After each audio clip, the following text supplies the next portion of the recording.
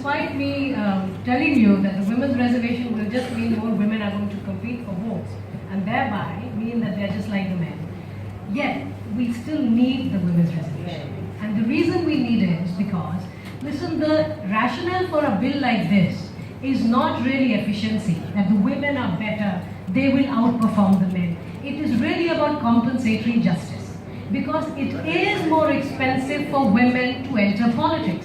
It is not even just about money, by the way. The fact that you've historically not been a part of public platforms, many things are more difficult for women. So from that perspective, that argument needs to be made.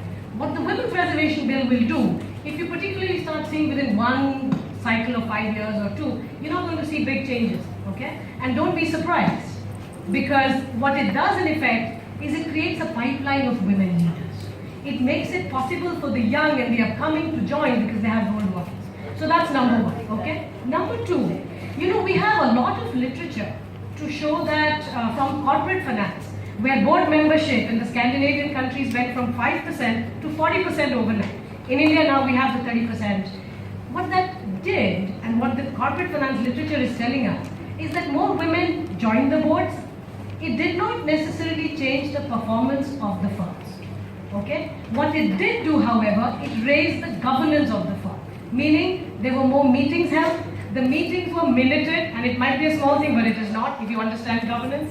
And third, CEO compensation becomes more closely linked with the performance of the firm. Because traditionally, CEOs pay themselves a great deal of money, and this is a good metric of measuring governance. So, we need the bill for pipelines and lowering costs, and don't put women on pedestal. Women are just like the men. So please do not raise the bar so much that if you're a woman leader, you have to outperform all the guys and everything will change overnight. No, it can't. It can't. It can't. So I think that reality check is very important. And there was one evidence put up in the morning, which was, for me, the biggest takeaway from this conference. Places which tend to worship women are also the places where you have more violence against them. So please, let's not raise women on pedestal, treat them as equal to the men. Thank you.